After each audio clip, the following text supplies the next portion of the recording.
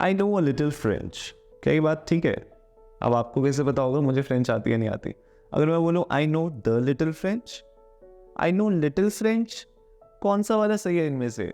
अब आज की वीडियो इसी के ऊपर है कि हम जब लिटिल यूज़ करेंगे, कब द लिटिल यूज़ करेंगे, कब फ्यू यूज़ करेंगे, कब अ फ्यू यूज़ करेंगे। तो ये सब जो कन्फ्यूजन है आपकी आज दूर होने वाली है मेरे साथ इस वीडियो में। और साथ ही मैं आपके साथ कुछ सीक्रेट्स शेयर करने वाला हूँ आपकी इंग्लिश इंप्रूव करने के लिए, और कुछ ऐसी ऐप्स भी बताने वाला हूँ आपको जहाँ पे आप every day 20 minutes free learning कर सकते हैं without any subscription. So what are you waiting for? Hook on and watch this video till the end. अब सबसे पहले समझ लो little, a little, the little का यूज़ कहाँ कहाँ है और कैसे इस्तेमाल करते हैं। सो सबसे पहले जो हमारा है लिटिल, लिटिल को हम एक एडजेक्टिव की तरह यूज़ करते हैं। A little is used as a phrase. And number 3 the little is used as an article plus adjective. अब इसको कुछ एग्जाम्पल से समझते हैं, ठीक है। पहला एग्जाम्पल लिटिल का, आई हैव लिटिल एक्सपीरियंस। ये हो गया आपका सिंपल सा एडजेक्टिव। क्या आप बता रहे हो कि आपका एक्सपीरियंस क्या है, क्या खासियत है? लिटिल एक्सपीरियंस है, थोड़ा सा है, ठीक है। फिर अ लिटिल यूज करते हैं as a phrase, I know a little French, ठीक है। अब आप यहाँ पे एक फ्रेज की तरह इसको इस्तेमाल कर रहे हो, आई know a little French but I am not fluent, ठीक है। तीसरा वाला देखो द लिटिल मैंने आपको बताया एक एडजेक्टिव आर्टिकल की तरह काम करता है। The little boy standing in the corner is my younger brother.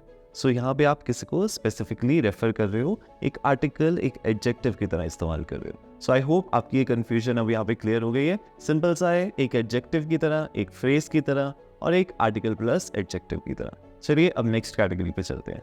आगे बढ़ने से पहले एक चीज़, जैसे कि मैंने आपको बताया था, मैं आपको बताने वाला हूँ एक ऐप जहाँ पे आप एवरीडे 20 मिनट्स प्रैक्टिस कर सकते हो विदाउट पेइंग एनी सब्सक्रिप्शन।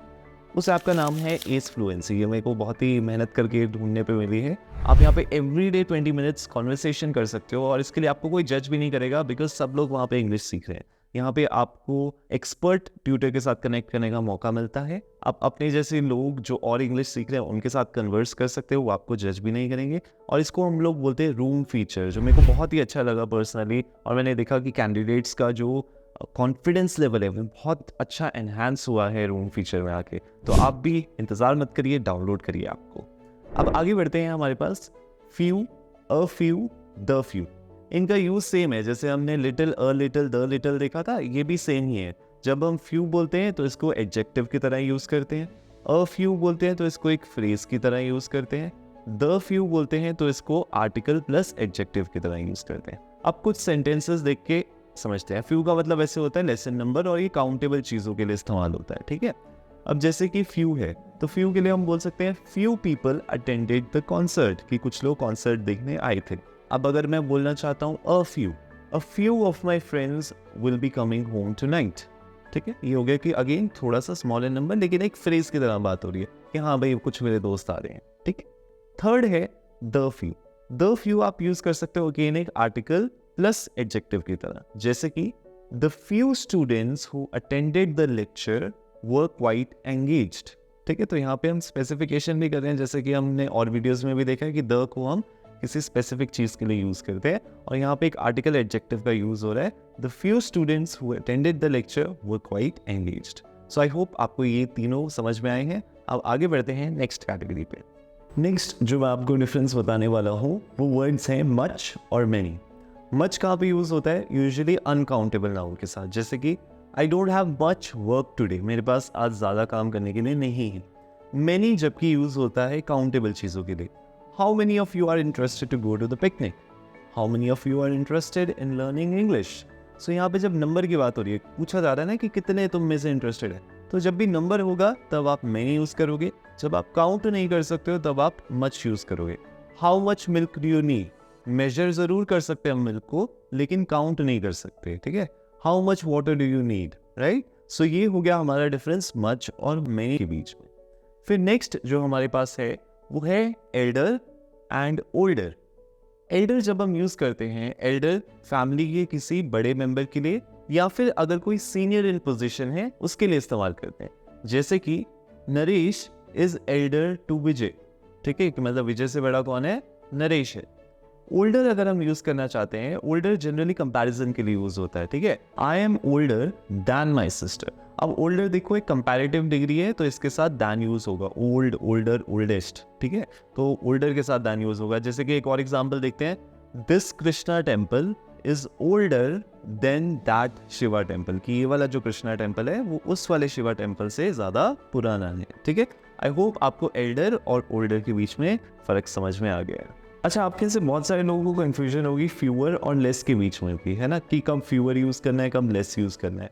देखो, फ्यूअर जब आप यूज करोगे तो ये काउंटेबल चीजों के लिए यूज होगा, अच्छे से, ठीक है। जैसे कि fewer people attended the second concert, ठीक है, कि मतलब कम लोगों ने सेकेंड कॉन्सर्ट अटेंड किया। अब कम लोग means we are talking about the number, है ना।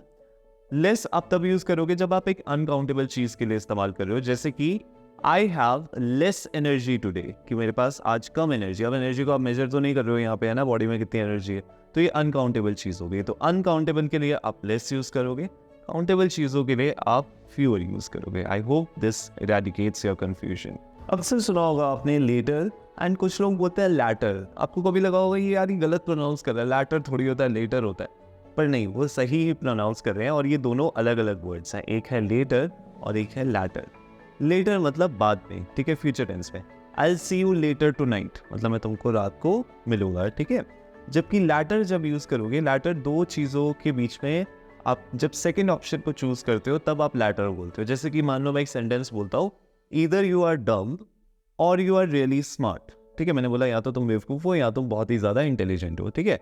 तब आप रिस्पॉन्स में बोल सकते हो, I would like to agree with the latter part. मतलब इसका मतलब क्या हुआ कि मैं सेकेंड वाली बात के साथ अग्री करूंगा कि मैं स्मार्ट हूँ, है ना। तो लैटर आप यूज करोगे जब आप किसी सेंटेंस के सेकेंड पार्ट के साथ एग्रीमेंट में हो या डिसएग्रीमेंट में हो, जो भी हो, लेकिन आप सेकेंड पार्ट की जब आप बात कर रहे हो तो आप लैटर का इस्तेमाल करोगे, ठीक है। और लेटर का मतलब जस्ट बाद में या फिर फ्यूचर टेंस में जब आप बात कर रहे हो, ठीक है। आई होप आपको लैटर और लेटर में कंफ्यूजन क्लियर हो गया है। लेकिन अगर आपको प्रॉब्लम आएगी तब आप क्या करोगे, कौन आपको हेल्प करेगा?